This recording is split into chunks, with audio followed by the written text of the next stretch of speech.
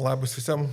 Kalba Klaipėda 19:00 ir šiandien Aistė prašė pradėti be šypsenų, bet aš tai nemanau, kad čia bus be šypsenų, nes ne apie tikrą mirtį šnekėsim šiandien, o apie skaitmeninę.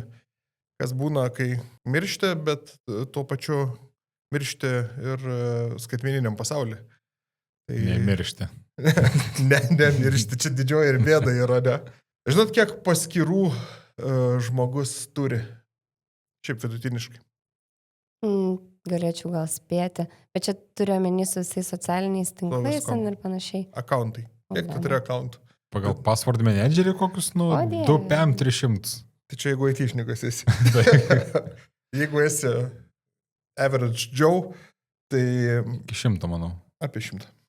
Nuo skirtingais skaičiavimais nuo 90 iki 150, bet, grubiai, kiekvienas turi 100 paskirų.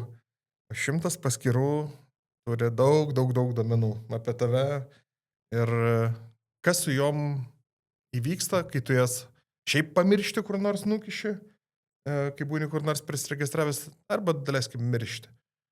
Kiek to skaitmeninio dumblo tau palieki internete ir kas su tais tavo duomenim vyksta? Ir ar tu, amžinai palieki, ar tada jau toks filosofinis klausimas kyla, ar tavo siela amžinai yra skaitmeniniam pasaulyje. Tai čia turbūt irgi priklauso, ar esi susitvarkęs reikalus iki mirties ir kur ką turėjai, kokiose platformose. Bet šiaip nebuvau domėjęsis, kaip visą tai vyksta. Tai čia padiktavo mums tas artėjantis lapkričio 1 periodas, vėlinės ir tokia tema į tą ir išplaukė, ne, apie tą skaitmeninę mirtį. Apskritai, ar esat pastebėję, kad yra kažkokių pokyčių, kalbant ne, dabar šiek tiek laisviau, kalbant ne apie būtent skaitmeninį pasaulį, bet pačiose kapinėse, tarkim, kažkokių pokyčių į skaitmeninį pasaulį žiūrint? Jo, kad kapinės neišimtis ir skaitmenizuojasi, tai pastebėjau ir paskui madom kapinių naujom pasidomėjus pasirodo, jo, pilnai. Yra tam tikrų trendų, nes prie COVID QR kodai. Ja, dabar esam pripratę baruose, meniu skanuoti, atsiskaitinėti, kažkokiuose renginiuose, patekti kažkokias platformas, apklausas ir panašiai. Tai neišimtis ir kapinės ir jau Lietuvoje randasi QR kodai ant paminklų, kas atrodo irgi labai toks inovatyvus dalykas. Asmeniškai nesu mačius gyvai, kad einu ir wow, QR kodas, norėčiau nuskanuoti, pažiūrėti, bet pasižiūrėjau, pasidomėjau, tai taip yra, galbūt labiau pradeda rastis ant žymių žmonių, kažkuo nusipelniusių žmonių antkapių, bet ir paprastiems žmonėms, sakykime, pradeda dėti. Tai ką nuskanavus galima ten rasti? Biografiją, nuotraukas. Mopedai.lt Arba specialiai norėčiau, kad uždėtų, žinai, tokį ateitų kažkoks random žmogus, visiškai nuskanuotų ir atsidarytų, ten koks bairis geras. Arba gerą bairį, nu tai va, žiūrint. Jo, rikrol grinai. Tai va, tai jo, gali daug tos informacijos rasti, gali nieko nerasti, nes jeigu niekas netvarkys, kas yra QR kodas, yra tik tai nukreipimas į kažkokį internetinį puslapį. Tai jeigu niekas netvarkys jo, niekas jo neprižiūrės, nuskanavęs gali rasti 404 not found. Nu, tai man tai gerai, kad 404, bet gali rasti tiesiog. Gali rasti tekstas su drambliais. Tai, bet tame didžioji bėda ir yra. Tas QR kodas iš tikrųjų, kaip aš sakau, tai yra tiesiog nuoroda į bet ką. Mandriai sugeneruota nuoroda, kurią tu greit su bet kokio fotoaparatu gali pasiekti, ne? Ir jinai nukreipia į bet ką, į nuotrauką, į galeriją, į aprašymą, į kažkokį internetinį resursą. Nu ir jeigu kaip tų normalių kapų tu neprižiūrėsi to skaitmeninio savo palikimo, kažkas nepasirūpins hostingu, kažkas nepasirūpins domeno vardu, jeigu ten kažkoks unikalus nupirktas. Nu viskas.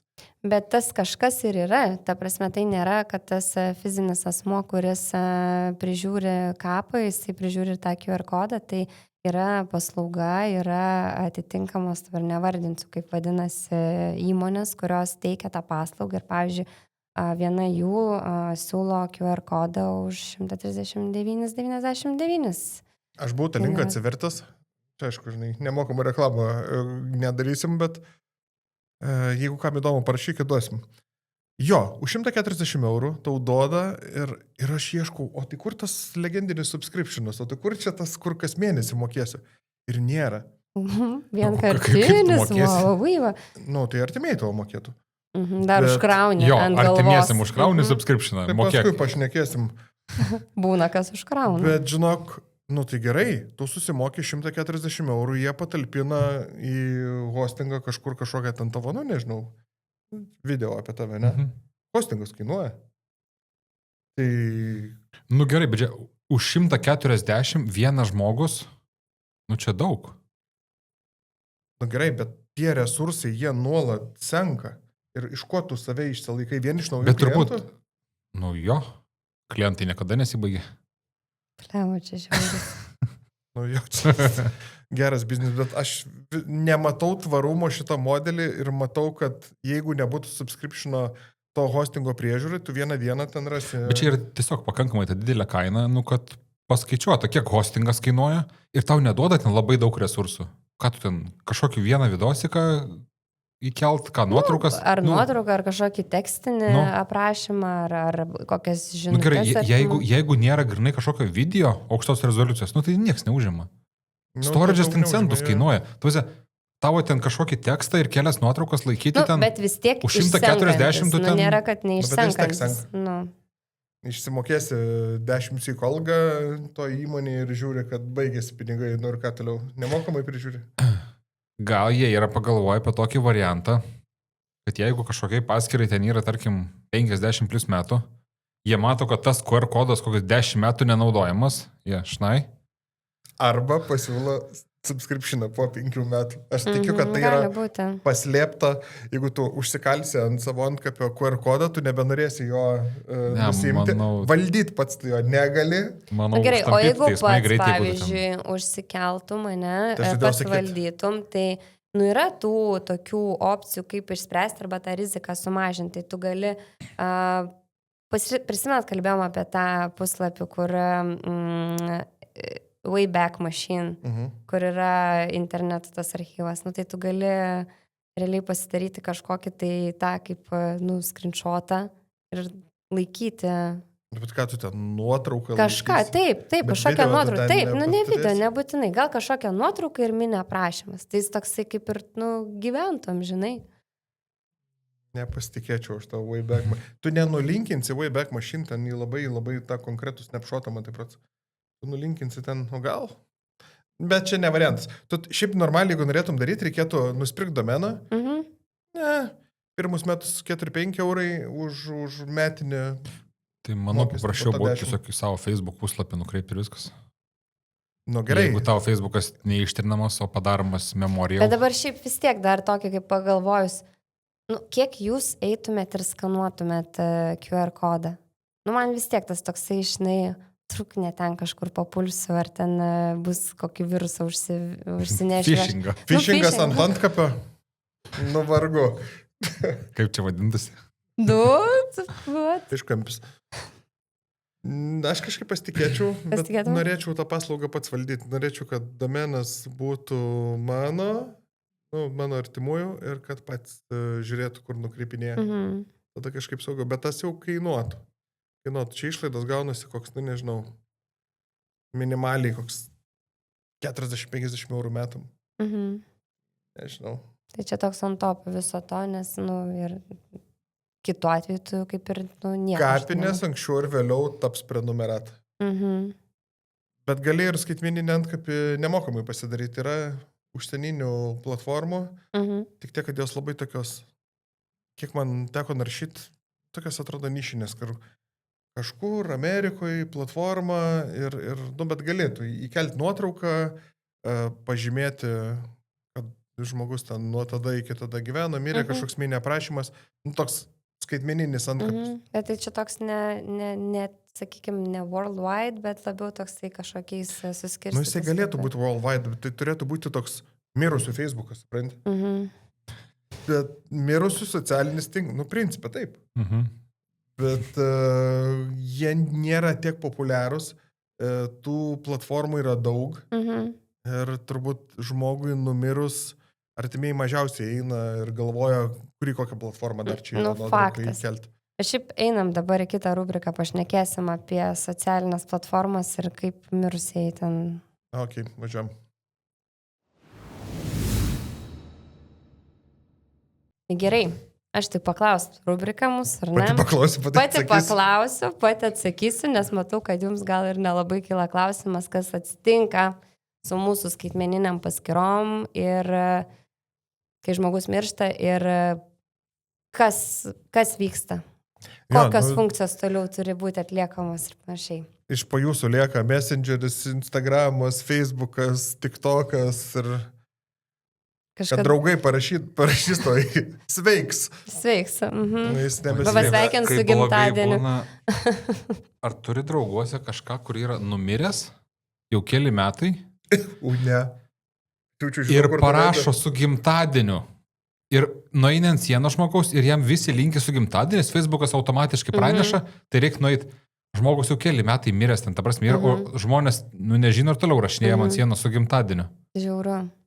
Tai va, kodėl reikia... Kad taip neatsitiktų, tai yra tam tikrų funkcijų. Daug sveikatos ir laimės. Mariau. Nejuokinga, čia ta prasme, čia toks juodas humoras, bet taip yra. Taip yra, todėl, kad šitas pasaulis yra skaitmeninis ir mes visi gyvenam socialinėse erdvėse, socialinėse medijose ir faktas, kad neišvengiamai daugės. Bet čia, jeigu tu per metus laiko nesužinojai, kad tas žmogus tai toks mirė, tau ir draugas. Toks ir draugas. Jo, tai faktas. Ir to cringe momento tu nusipelnėjai. Tai va, bet kad taip nenutiktų, tai galim truputį pražvelgti socialinės pagrindinės tas tokias platformas arba paskyras, ką su jom daryti ir kas vyksta, kai žmogus miršta. Tai Facebookas, ar ne, viena populiariausių, tai paskyra gali būti memorializuota. Yra paversta tokia kaip paskyra, paversta kaip atminimo puslapis su žyma prie vardo remembering, atminti ir ten vardas pavardė atmintinas, nežinau, turbūt angliškai prisidėtų remembering. Ir arba jinai gali būti visiškai ištrinta, jeigu pats tas žmogus prieš dar savo mirtį nusistatymuose nusistatė, kad po mano mirties paskyra būtų visiškai ištrinta. Tai Facebookas turi tą specialią tokią formą, report a deceased person's account arba memorialization request form. Tai aš tiek giliai į nustatymus niekada nesu buvus įėjus, nežinau, ar jūs patys esat matę, kad, pasižiūrėt, bet... Esu matęs ir ten dar gali pasirinkti kontaktus. Taip. Bet kontaktą tu turi nustatyti, prieš. Jeigu nustatai, tai čia viskas valio. Tai čia valio, tai čia labai lengvai viskas sprendžias, bet yra niuansų, kai tu nenustatai. Tai va, tai žodžiu, ta memorializacija vyksta artimųjų prašymų, tai reikia pateikti, aišku, rodančius dokumentus, bet kas negali ten ateiti ir sakyti, oi, čia va, tas va mirė, padarykit jį tą paskyrą memorializuoti. Tu ten su žmogum nekalbėsi. Bet kaip įdomu yra tas tikrinimas, jiegi mirusių bazių 100% neturi. Ir aš norėdamas perimti tavo, leiskim, paskyrą, su jam padarau tavo mirties liudijimą ir nusinčiu. Aš manau, tiesiog ten tau pačiam į Facebook ateina kažkoks pranešimas, kad... Labas, tu mirėjai, patvirtink? Ne, kad jeigu nepatvirtini, reiškia, mirėjai, kad pas tai buvo pateiktas kažkoks prašymas, taip, turi kažkiek laiko praeiti, kad, aš taip įsivaizduoju, kad vyksta. Nes su žmogum Facebook'e tu gyvenime nesušnekėsi. Ten viskas yra automatizuota. Šiaip reikia pateikti mirties liudijimą, tai nekrologą arba gali būti net įrašas. Bet ten visų pirma tikrina, kaip sakant, robotai tos visus. Gal galiausiai žmogus kažkoks ten dasikasi paspaudžia tą knopkę paskutinis. Taip, sakykime. Bet iki to daeiti pirmą pro daug robotų jaučiu praeiti reikia. Faktas. Ir yra tas, kur jau užsiminėm, tas legacy kontaktas, palikimo kontaktas, toks kaip atsakingas po tavo mirties, kaip žmogus, kuris jau ten suvaldys tą paskyrą. Tai gali vartotojas prieš mirtį nustatyti asmenį, kuris po jo mirties valdys tą memorializuotą paskyrą, tai galės pakeisti profilio, sakykime, nuotrauką, prisekti kažkokį įrašą, bet jis negalės prisijungti kaip vartotojas. Nu, ten šiek tiek toksai, tas puslapis toksai apribotas gaunasi, jis nėra kaip tikra ta paskyra. Nu, bet jis toks kaip Tai užuojautas, ką ten gali pareikšti, pakeisti? Jis gali pakeisti nuotrauką, viršelį, ten profilio nuotrauką, viršelį, gali priimti net draugystės užklausas, kas irgi šiek tiek cringe yra, bet gali. Ir yra toks, atsiranda toks tributes skyrelis, nuo 2019 metų pristatė tą tokį kaip pagerbimo skyrių, kur va tose būtent atminimo paskyrose gali draugai, šeima palikti įrašus. Kaip, Tik draugai, šeima ar belekas? Turbūt tie, kas yra drauguos, turbūt belekas gal ir negali.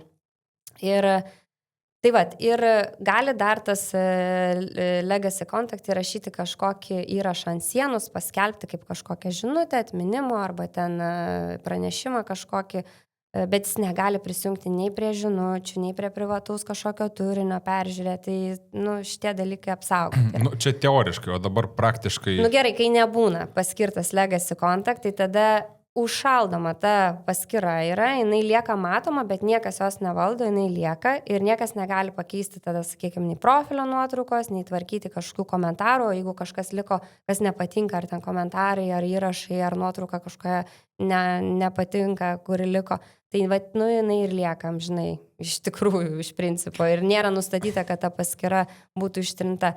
Tai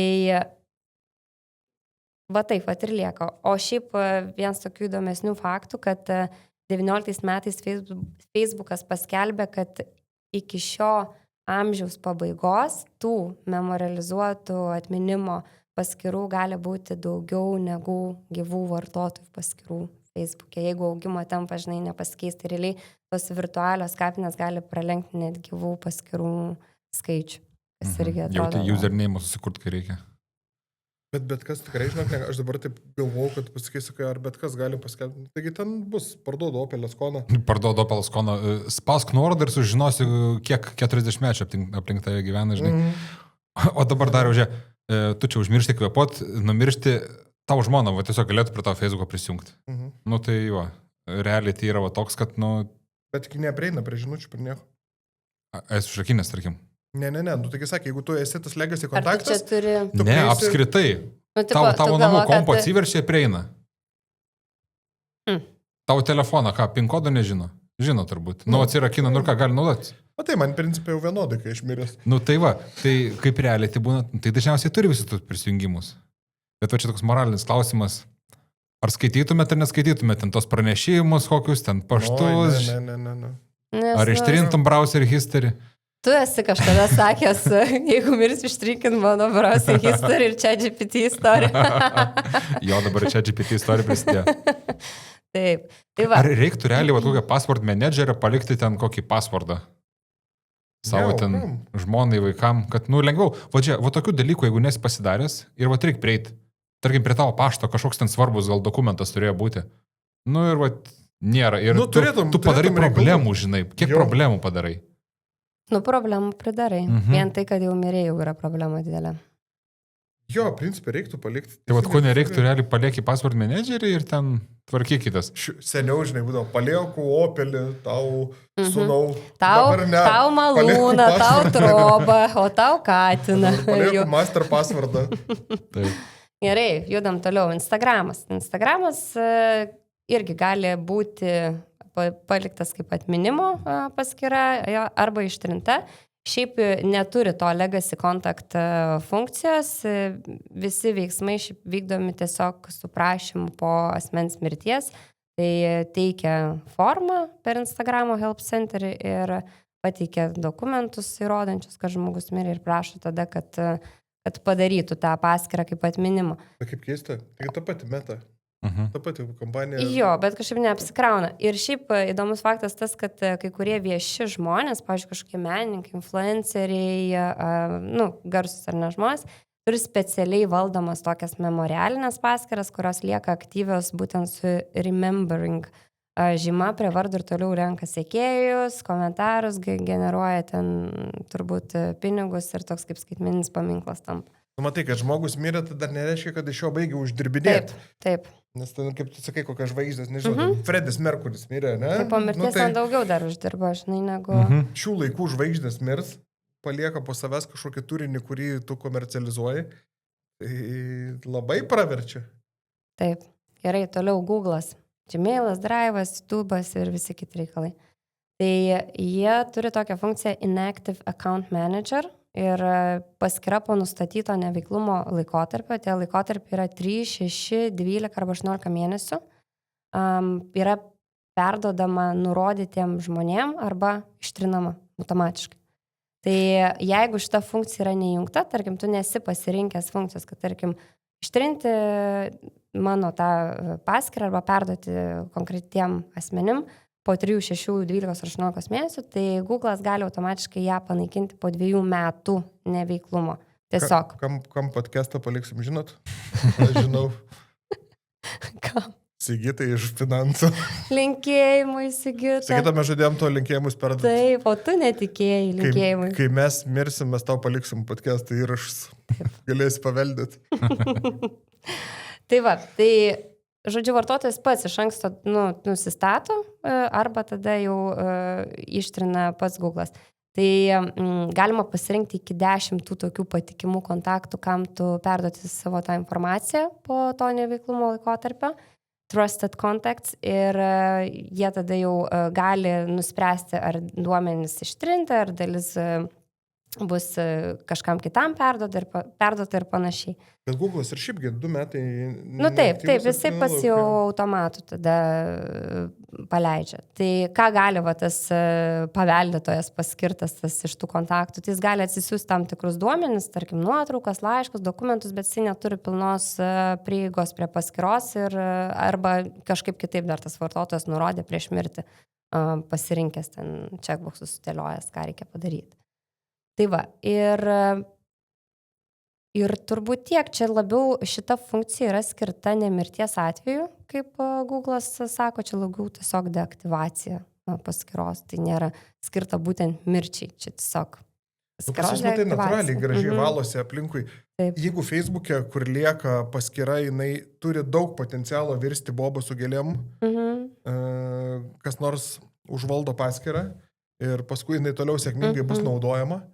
Kaip fakinis accountas, tai Google, jeigu per 2 metus niekas neprisijungia, viskas, jinai... Ir šiaip, tarkim, po mirties artimieji gali pateikti prašymą Google'ui, kad kartu su mirties liudijimu, kažkokiu teisiniu dokumentu įrodančiu tą paveldimą, jeigu jis nebuvo paskirtas žmogaus kaip paveldėtojas, gali pateikti tą prašymą, Google'as nagrinėja kiekvieną jį individualiai ir tikrai nėra jokių garantijų, kad suteiks prieigą, čia tikrai labai priklauso nuo kiekvienos šalies privatumo. Įsivaizduok dabar, pateiki dokumentą, normalus vards pavardė ir žiūrėk, iš tas zuikis.puikis.xx paštas priklausė, kaip tai rodysi.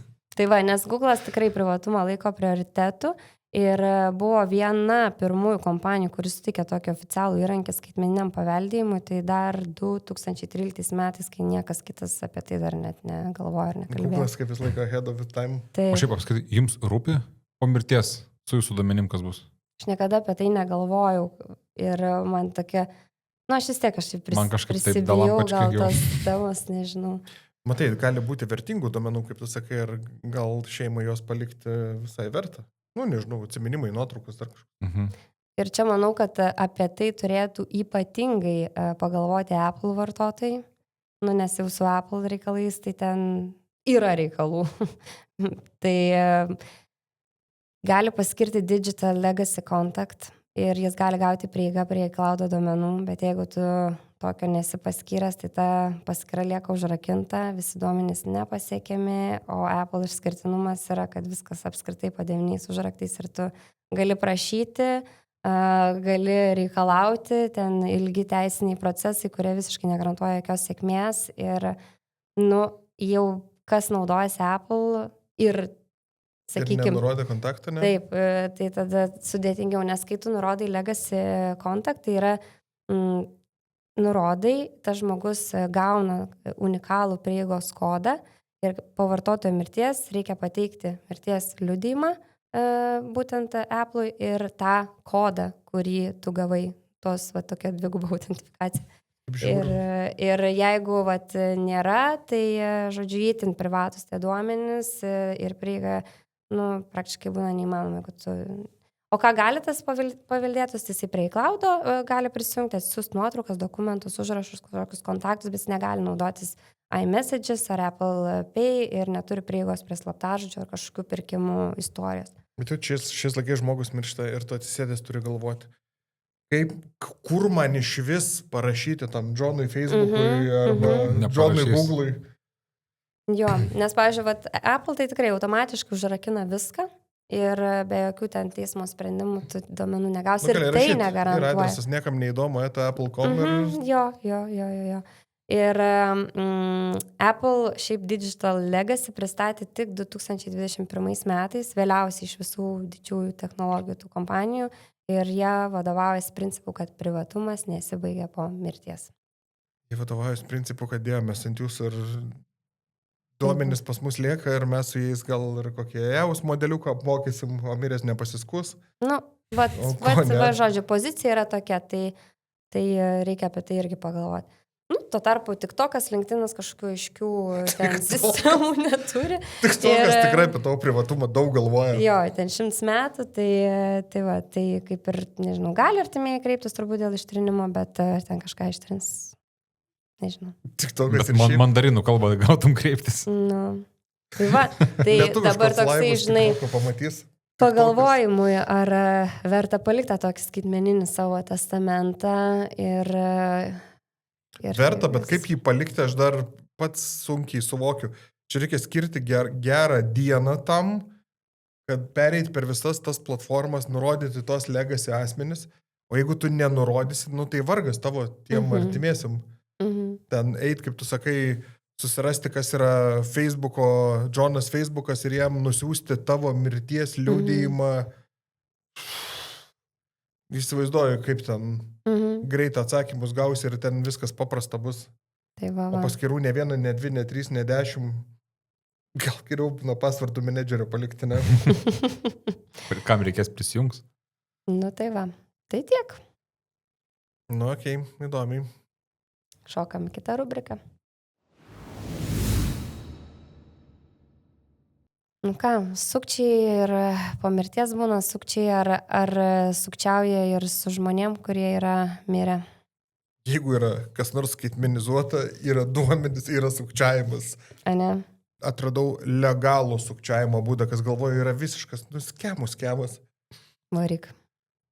Dabar, jeigu nenorit, kad kirmeliukai jums iš akių repliotų, galima sudeginti, ne? Bet jūs... tada arba sekcijoje būsit, urną įdėti, arba subscriptionas. Pasirodo, kapo vietą tu gali gauti nemokamai. Ar nemokamai, ar vieną kartą išsipirkti? Nieko tu ten nemoki, tau savivaldybė turi skirti, kur palaidoti. Bent jau subscriptiono tikrai nėra. Kolumbariumas, jeigu tave sudegino ir tu nori ten toj pintai tokioj, reiškis, priklausomai nuo savivaldybės, bet išsipirkti vietą, kur tavo ta urna stovės, tu sumoki pirminį mokestį. Stojamasis mokestis į lentynėlę gauni. Bet man atrodo, lentyną kažkaip liktai ar 4 urnos?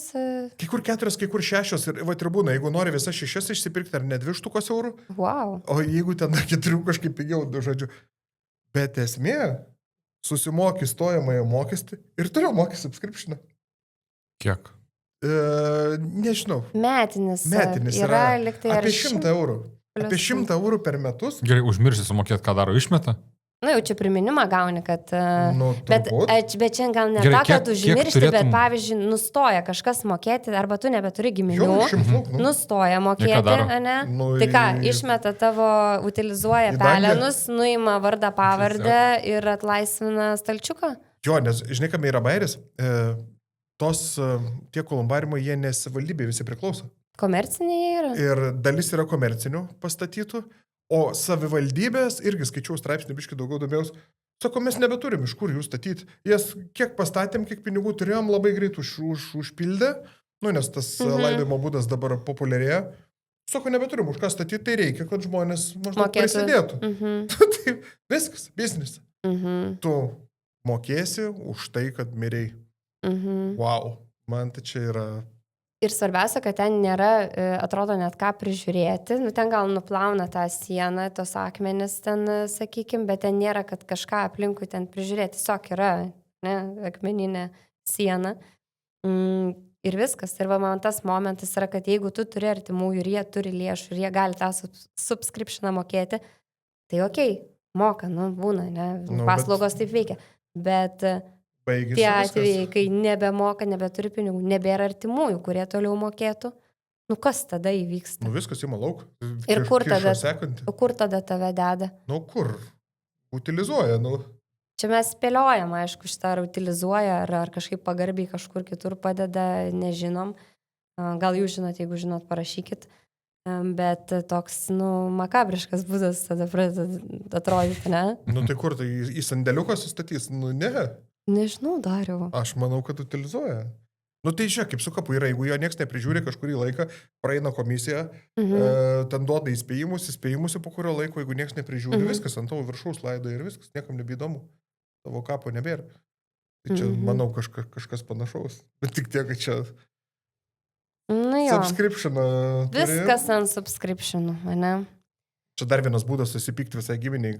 Kas Kas mokės subscription. susimes ant subscription, eikti savo.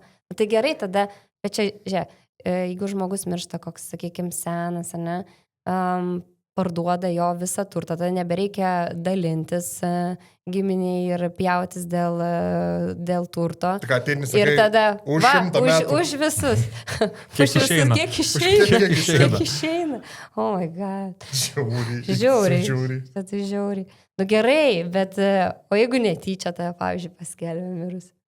Jo, yra istorijų, bet aš negalėjau, tam žmogui tikrai buvo nejuokinga, bet situacijos absurdiškumas. Klaipėda, aišku, kas daugiau. Kaip tu? Šiais metais. Šviežas reikalas. Žodžiu, labai susiraskit straipsnį, kam įdomu paskaityti, TV3 portalė yra. Vasario mėnesį, bet kas būna, kai tave paskelbė mirusiu, bet tu biški nemiręs esi. Ir kiek tu už tai gali, už tą klaidą gauti žalos kompensacijas.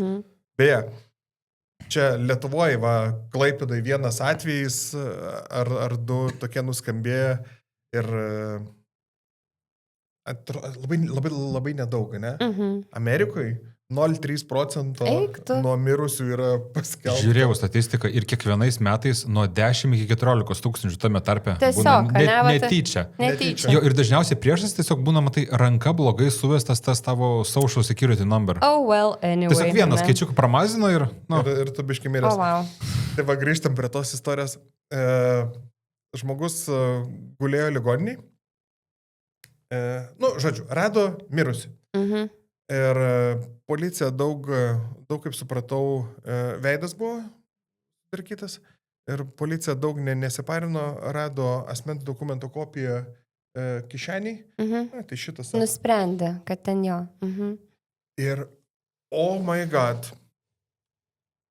reali istorija, atidavė giminėm tos palaikus. Giminės jau verkia, giminėmis miręs. Palauk, jie jį laidoja. O, dukra jį laidoja, urna padėta, jis jai skambina. O dieve. Sako, infarktą gaut gali. Jo urna už 15 minučių turi išnešti ir jis jai skambina. Pasirodo, bičias gulėjo ligoniniai ir susipažino ligoniniai gulinti su kitu. Ir jie nusprendė, kad būtų pigiau gyventi, kartu apsigyventi, dalintis išlaidas taip. Davė jam savo dokumentų kopijas, davė savo telefoną, dar ten kažką, dar pinigų davė, kad sako, va, išnuomok butą, čia žiūrėk, abudu išeisim, apsigyvensim, bus va mums labai normaliai. Ir vienas iš jų mirė, ir mirė ne tas, ko reikia. Ir jį... Eiktų savo. Ir va taip va, įsivaizduojasi tau, skambina miręs tėvas. Ta prasme, infarktas garantuotas. Ir spėkit, moralinė žala yra. Nu, turi būti. Spėjai, ne. Kreipėsi į teismą, prašė 10 000 eurų, gavo 800 pinigų. Tai va, už tai, Kiek dokumentų reikės tvarkytusi? Čia jau viskas, čia jau paklybinė, viskas, čia jau kortai iš apačios Bet tai ištraukė. girdi dokumentais, bet tai to jausmo, kada tu jau gedi, ta prasme, tu gedi mirusio tėvo ir tada tau jis nebemiręs, tada... Tai daugrančio lifetime event bus. Ta prasme, what? Kaip vertint pradedi?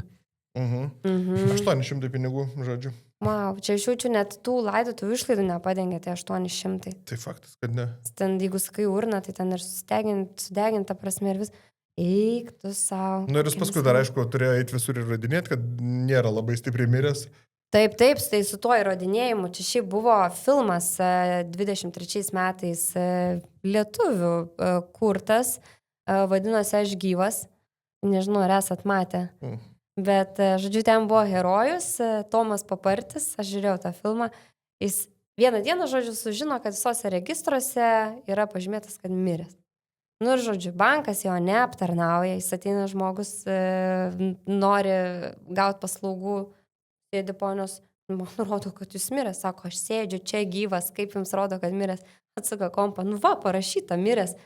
Ir tipo neįdomu, visiškai niekam yra, nes kompas sako, kad tu esi miręs.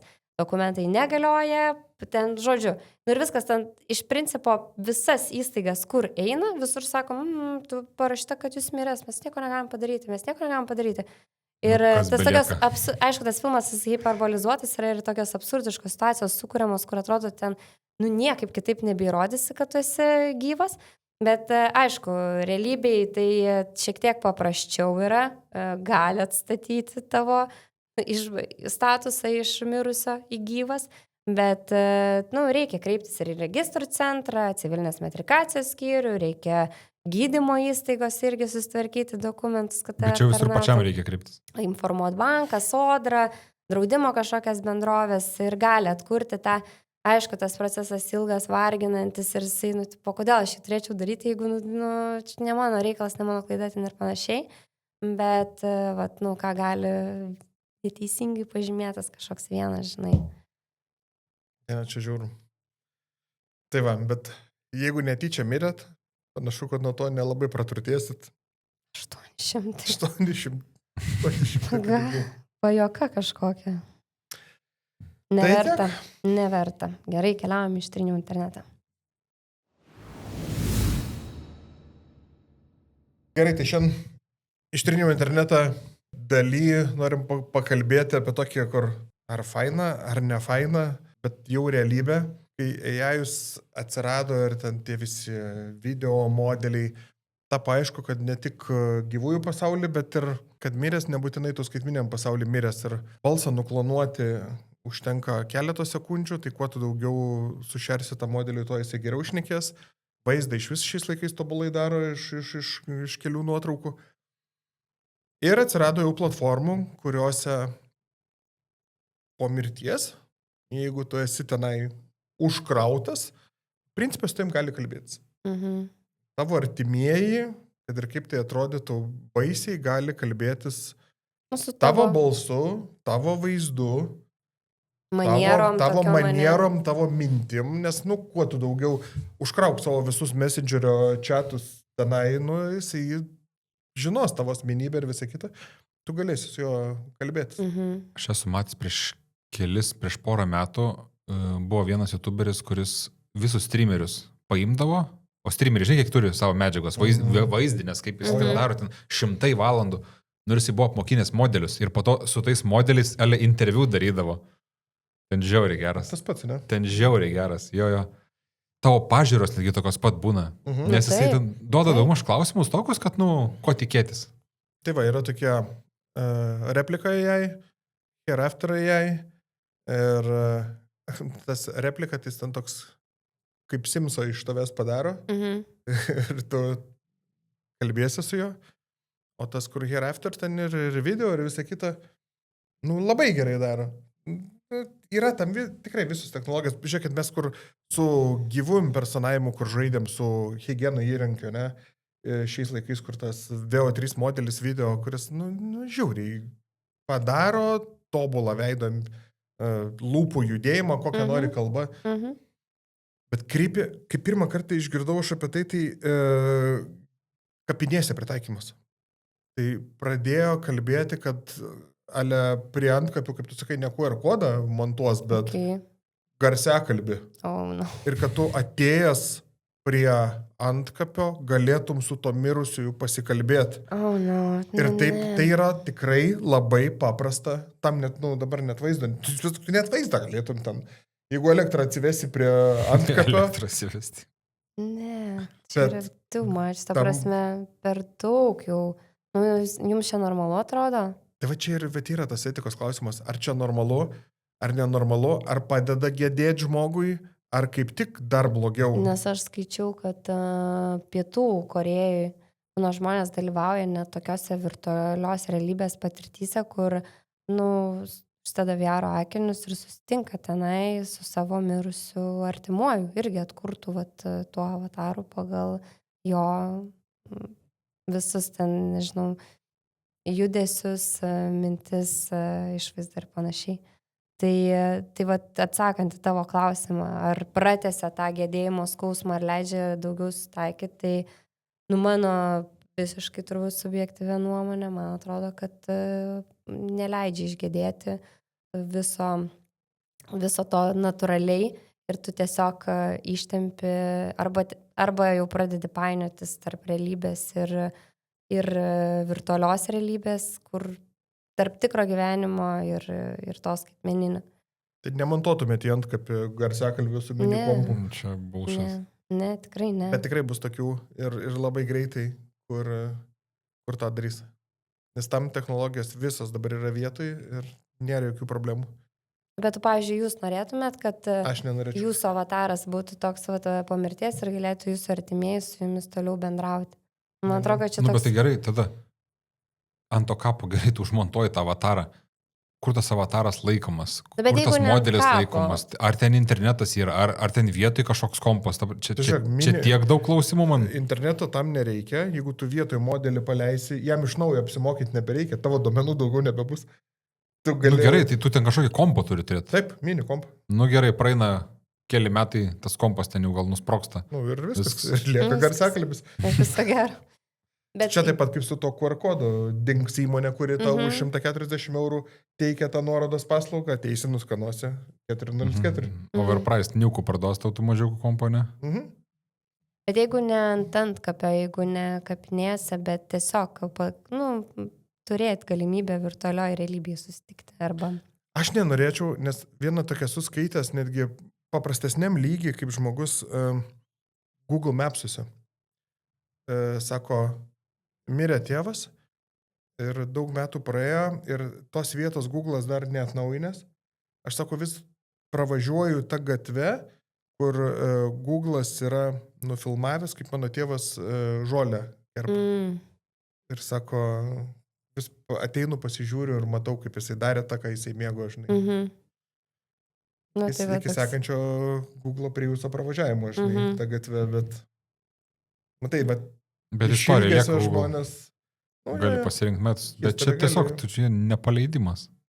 Čia pačiam žmogui psichologiškai. Bet jeigu tu galėsi kalbėtis nuolat, kiekvieną dieną galėsi kalbėtis.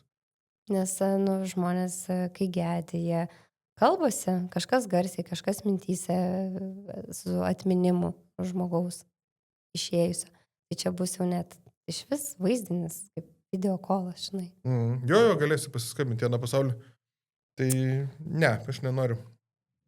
Bet mes link to greičiausiai einam, tai čia, žinai, toks įdomus. Bėda, kad be mano žinios po mano mirties taip galės lengvai padaryti. Užkrauti į EOS modelį dabar balsą ir vaizdą. Ir ką tu? Ir nieko. Nieko, jau. Tai tai čia skaitmeninės įvairios naujovės, bet vėl grįžtant prie tiesiog tradicinių kapų, tradicinių kapinių ir matant, kiek vietos užima laidojimui, ne, kaip stipriai plečiasi kapinės, kokie dideli plotai ir kiek daug tos vietos antkapių ir pasilaidoti vietos, jeigu tai nėra ne kolumbariumas, yra skiriama, tai ar kažkada esate domėjęsi, kokiu dar yra alternatyvų, kaip, pavyzdžiui, optimizuoti laidojimą žmogaus, tarkim, sumažinti plotus arba pagerinti planetos padėtį, turiu omeny, ypatingai dabar, kai... Jau žinojai, kad tu vėdai. Aš irgi žinau, apie ką tu kalbėjęs, esu prieš keletą metų matęs ten Pasakok. tas kapsulės. Taip, kapsulės. Aš irgi labai seniai iš tikrųjų jau mačiau ir plačiau nesidomėjau, tai va dabar buvo proga.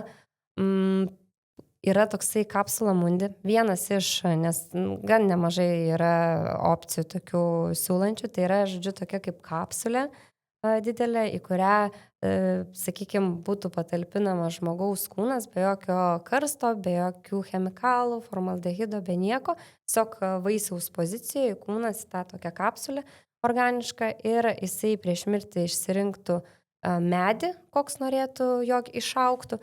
Žodžiu, tą kapsulę deda į žemę, jo kūnas yra ir jisai tampa natūralia trąša, pasinamas yra medis ir jisai, žodžiu, auga. Ir tokiu būdu, sakykime, laidojami žmonės tokiose kapsulėse sukuria ne kapines, o sukuria tiesiog miškelį, mišką tų medžių. Tai vedu prie to, kad tai yra vieta skirta, sakykime, žmonėm išėjusiam amžino poilsio vieta, ar ne? Vieta pasivaikščiojimam kažkokiem ramiem, galų gale planetos, visa ta svarba, kai vis mažėja žalumos, vis mažėja miškų, visko mažėja. Ir aš galvau, kiek tai yra populiaru ir kiek tai vyksta jau dabar. Ir mano tokiai didžiai nuostabai dėja, bet šitas kapsula mundi yra toks tai daugiau prototipas, gal kaip pristatomas, kaip galėtų būti, bet jis nėra legalus, nėra legalizuotas, nes susiduria su įvairių šalių, čia Italijos, tarp kitko, projektas, susiduria su įvairių šalių tam tikrais ten apribojimais, kad turi būti laidojimas būtent ten karste arba urnoje, turi būti laidojimas tik speci vietoje kapinėse, galbūt tas žmogus sirgo kažkokiom užkrečiamom ligom arba ten buvo radioaktyvių medžiagų paveiktas ir gali skleisti toliau kažką, tai visas tas užkrečiamumo rodiklis.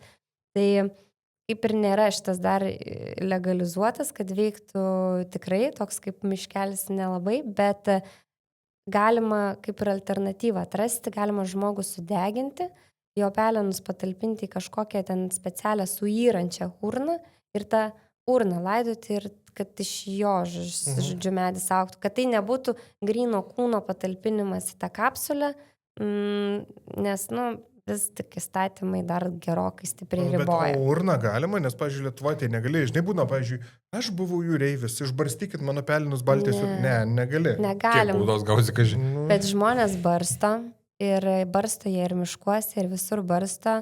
Ir esu nekartą skaičius, kad, aišku, daug kas išbarsto ir nieks nesužino, bet yra buvo tokių atvejų, kur prisigauna, kad išbarstė pelenus, todėl kad urnoje tarp tų pelenų yra kažkoks žetonas, kuris identifikacinį numerį turi, kas tenais, kieno tie pelenai.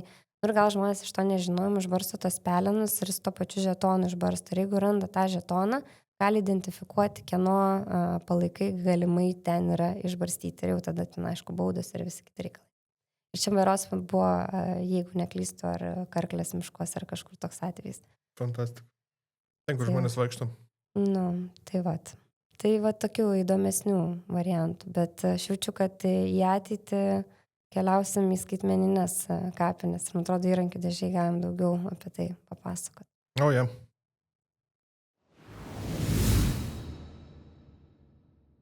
Tai apie skaitmeninės kapines šiek tiek užsiminėm, tai Lietuvoje iš tikrųjų sparčiai populiarėja tokios kaip skaitmeninės kapinės, kurios leidžia lengviau atrasti artimųjų mirusiųjų kapus ir uždegti virtualias žvakutes bei išsaugoti kažkokią šeimos istoriją. Yra toks puslapis cemety.lt, cemety rašas. Ar šiek tiek yra tekę įlysti, pažiūrėti, kaip Jo. veikia? Įlendau, patikrinau, veikia, kelis paieškojau, antkapius radau. Rodo adresą, nuotraukos sudėtos, viskas sufotkinta, Ką ten parašyta. gali daryti? Susirasti, kur palaidotas tavo Žodžiu, artimasis. kapinės irgi skaitmenizuojas. Ir čia yra daugiau nei 1,7 milijono vėlionių įrašų.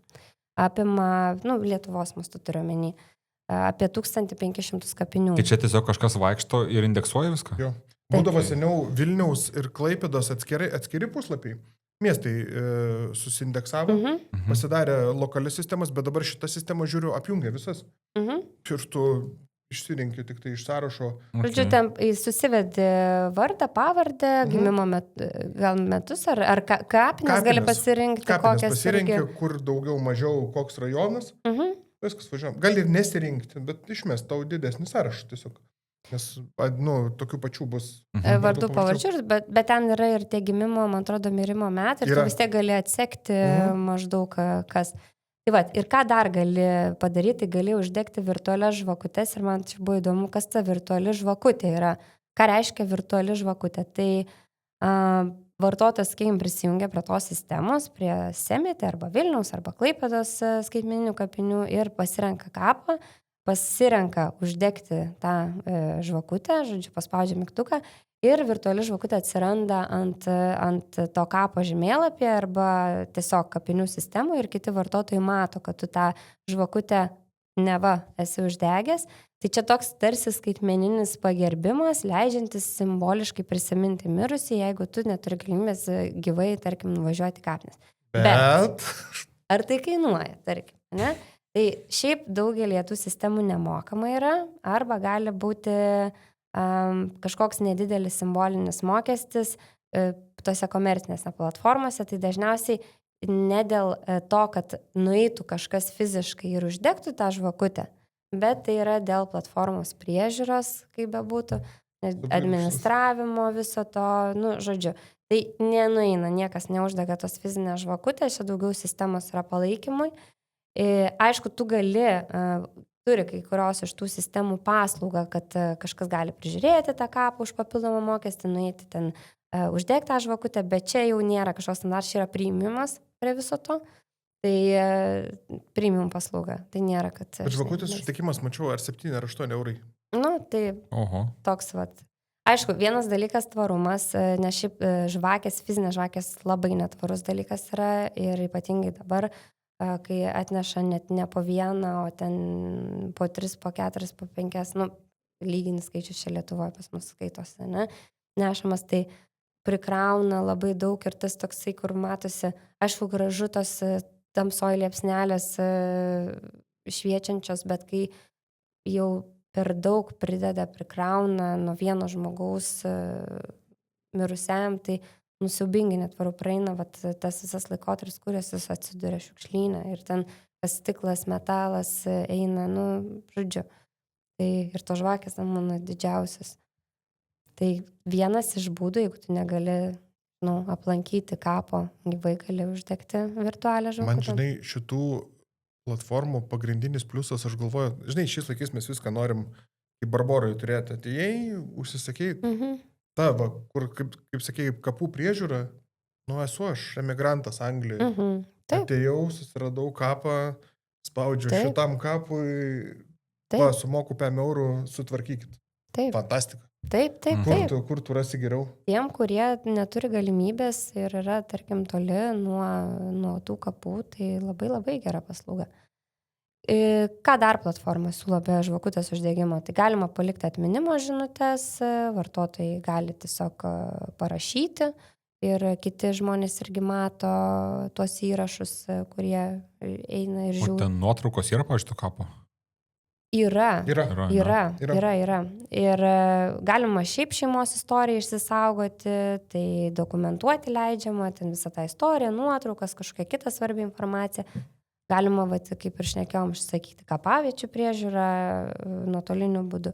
Tai šiaip, ką tos skaitmeninės kapinės, jos palengvina kapų paiešką, nes būna tikrai tokiu atveju, kai Žinai, kad žmogus mirė, nedalyvavai laidotuvėse, nebuvai, nematai, bet norėtum aplankyti kapą, nežinai kur, tai gali susirasti tiksliai jau ten tą lokaciją, nuvykti aplankyti.